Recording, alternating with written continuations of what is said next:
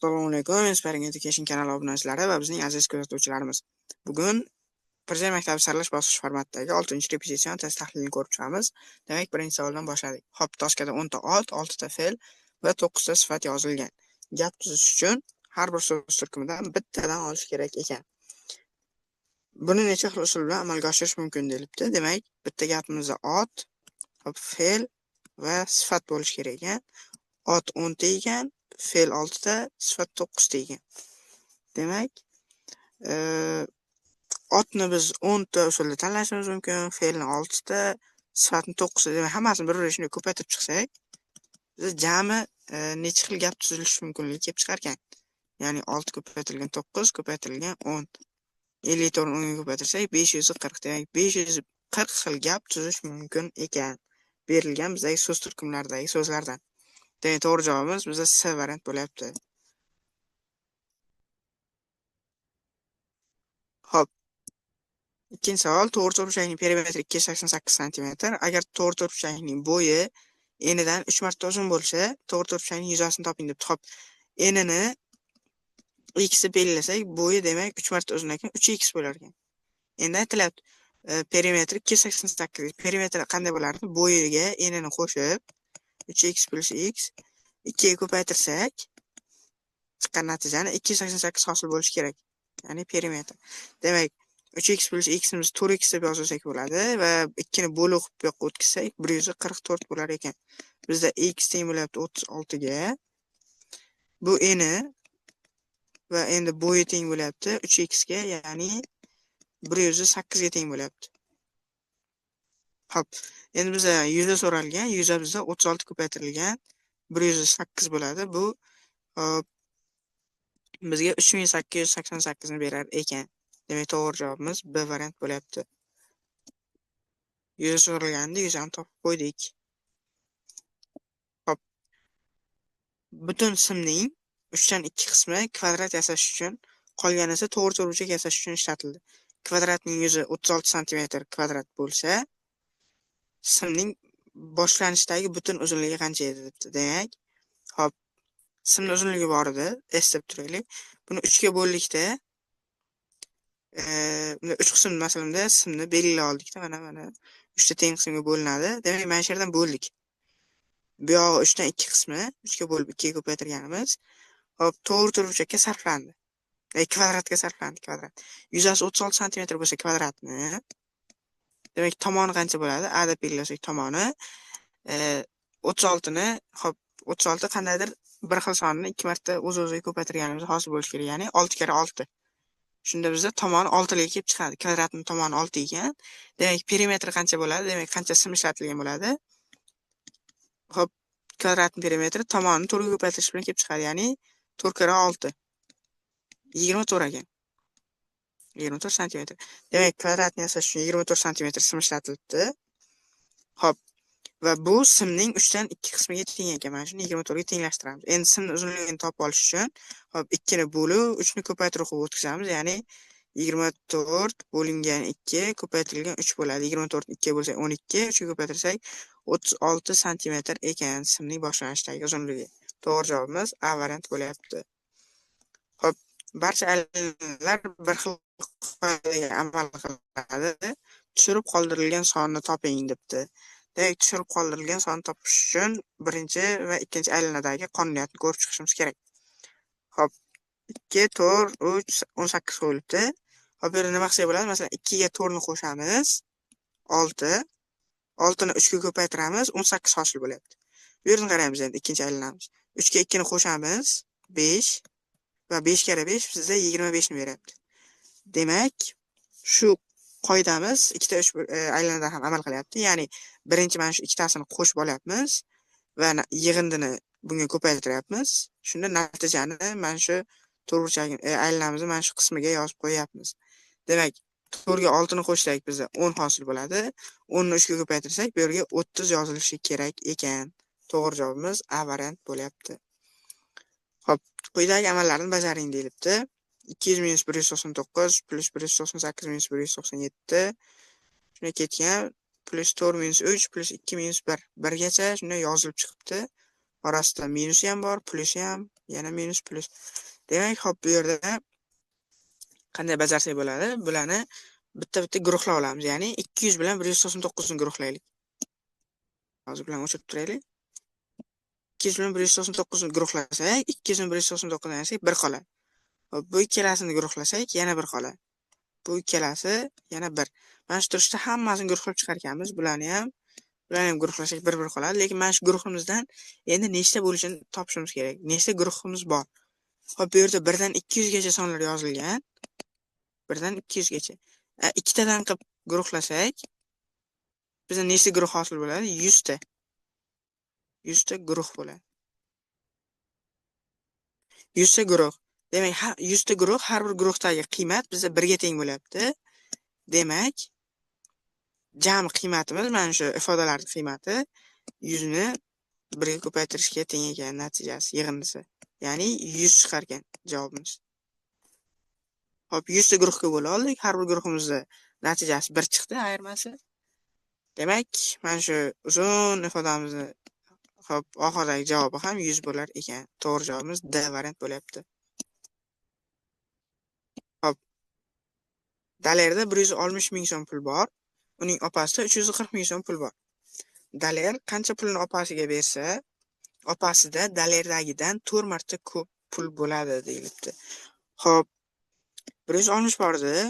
Bundan qanchadir ayirdik deylik. X ni oldi daler. Keyin opasida 340 bor edi, unga qo'shdi. Opasiga berdi. Ya'ni endi nima bo'lyapti? Dalerdagi pulni 4 ga ko'paytirsak, opasidagi pulga teng bo'lishi kerak ekan. Bo'lish tenglamani ishlaymiz. 4 ni 160 ga ko'paytirsak 640 qavsni ochib olamiz. Minus 4x bo'lyapti. Teng bo'lyapti 340 plus x ga. Xo'p, noma'lumlarni bir tarafga o'tkazamiz, ya'ni plus qilib, ma'lumlarni bir tarafga o'tkazamiz. 640 ayrilgan 340 teng bo'lyapti 5x ga. Hop, buni ayirsak 300 teng bo'lyapti 5x ga. Endi x ni topish uchun bu taraf 5 ga bo'lamiz, 5 ni bo'lib o'tkazamiz. 300 ni 5 ga bo'lsak 60 ekan. Demak, agar daler 60 ni ayirsa 100 qolar ekan, opasida esa 60 ni qo'shsak 400 bo'lar ekan. Ya'ni opasida dalerdagidan 4 marta ko'p pul bo'lar ekan. To'g'ri javobimiz 60 bo'lyapti, C variant. Hop. Teatrda 12 qator o'rindiqlar joylashtirilgan. Birinchi qatorda 10 ta o'rindiq bor, ikkinchisida 12 ta, uchinchisida 14 ta va hokazo. Ya'ni 2 taga ko'payib ketaverar ekan. Teatrga jami nechta tomoshabin sig'ishi mumkin deyilibdi. Hop. Demak, birinchisida biza birinchi qatorimizda 10 ta ekan, ikkinchisida 12 ta, hop, uchinchisida 14 ta, to'rtinchisida 16 ta, mana shu ketar ekan. Va 12-sida bizda hop nechta bo'lishini endi topib olishimiz kerak. Demak, hop, har bir bosqichda bizda 2 tadan oshib ketyapti o'rindiqlar har bir qatorda. Birinchi qatorda 10 ta edi, 12-chi qatorgacha, demak 11 marta 2 qo'shilib ketaveradi. Ya'ni 12-chi qatorda endi bizda 32 ta o'rindiq bo'lar ekan. Hop, buni endi hammasini yig'indisini topishimiz kerak, hammasini qo'shib chiqishimiz kerak. Qo'shib chiqguncha nima qilsak bo'ladi? Ya'ni 32 ga birdan-chi 10 ni qo'shib ko'rsak, ikkalasini guruh qilsak, bizda 42 paydo bo'ladi, to'g'rimi? Endi 32 dan bitta oldingi 11-qatorda 30 ta o'rindiq bor edi. 30 va 12 ni birga qo'shib ko'rsak. 30 va 12. Bizda bunda ham 42 paydo bo'ladi yig'inda. Va shu turishda qo'shib ketaversak, bizda o'rtada necha bo'ladi? Hop, 20 ga 22 qo'shilishi. Shunda yana bitta bizda 42 bo'ladi. Mana shuni kamayib 32, 30 nimadir, ha bu 22 bo'lar ekan. Keyin bu 20 bo'lar ekan. Kamayib kelaveradi va bu 42larimiz nechta bo'ladi? Hop, 10 dan boshlab hisoblaymiz. 10, 12, 14, 16, 18 va 20. Nechta 42 bo'l? Mana shungacha bizda 6 ta son bor, ya'ni bularcha. Demak, bu 6 ta son hammasi har xil guruhda, ya'ni 6 ta guruh.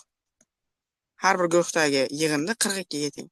Demak, jami yig'indi bizda 6 ko'paytirilgan 42, ya'ni 2 berildi 42 6 kere 4 24 25 ya'ni 252 ta o'rindiq bor ekan jam.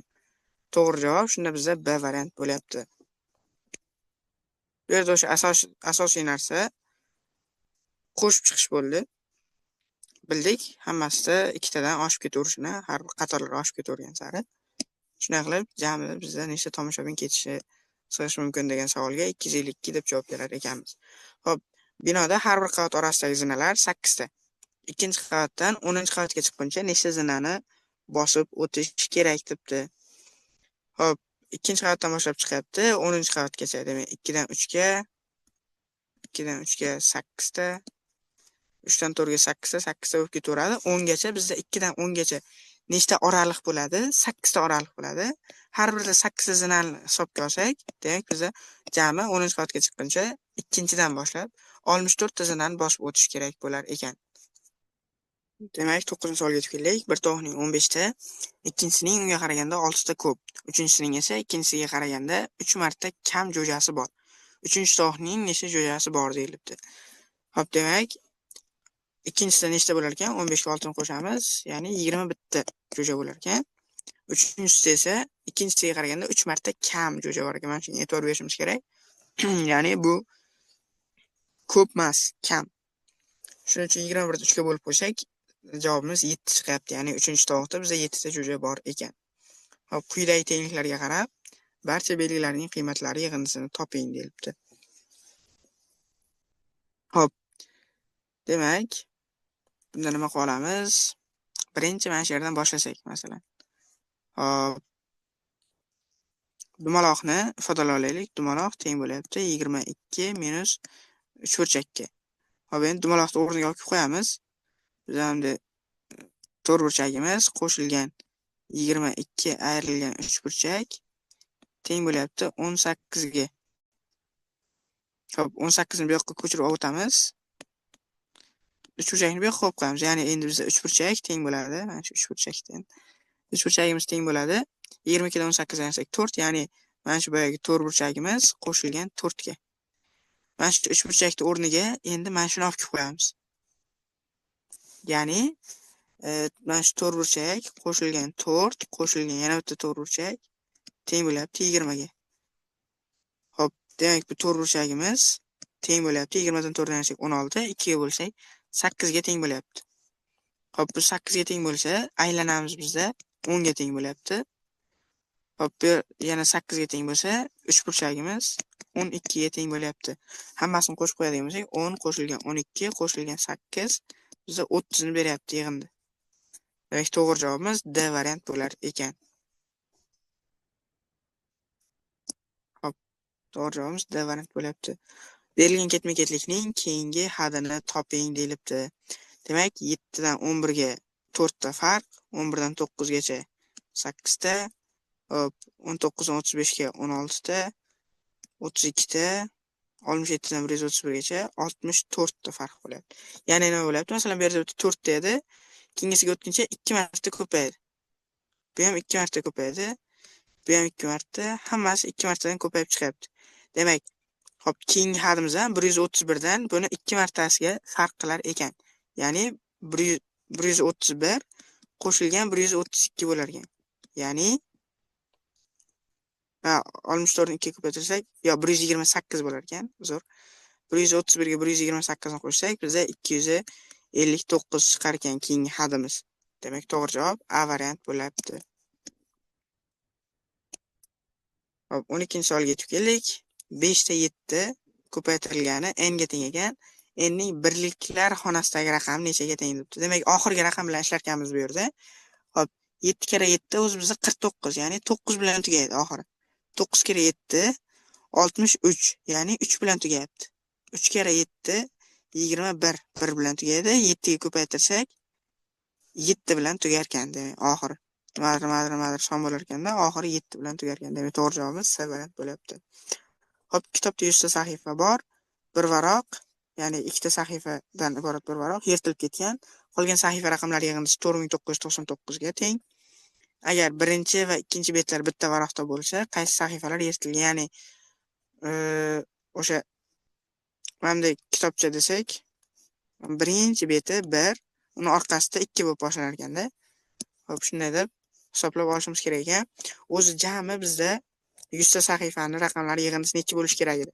Ya'ni 1 plus 2 plus 3 plus nimadir qo'shilgan 99 qo'shilgan 100. Endi buni boyagi tepada misolimizda yana guruhlab olamiz. Ya'ni 100 bilan 1 ni 101 ni beradi bizga. 99 bilan 2 ni yana 101 ni beradi. Qo'shamiz. Bizga eng oxirgi 101 ni beradigan bu 50 qo'shilgan 51 bo'ladi. Hop, ya'ni bular ham bitta 101 ni beradi bizga. Va 1 dan 50 gacha bo'lgan sonlar 50 xil guruhda bo'ladi har xil. Demak, mana shu 101 dan bizda 50 ta bor ekan. Har bir guruhdagi yig'indi 101 chiqdi. Bizda 50 ta guruh bor edi. Demak, jami yig'indi hop 5050 bo'lar ekan. Ya'ni kitobdagi sahifalardagi barcha raqamlar yig'indisi 5050.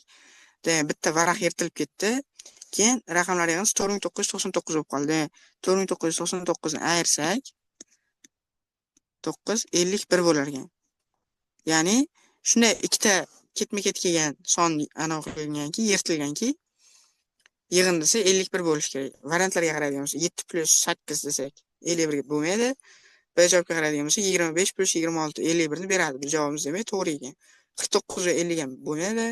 99 va 100 ham bo'lmaydi. Yig'indisi oshib ketadi. Shuning uchun eng to'g'ri javob bizda B variant bo'lyapti.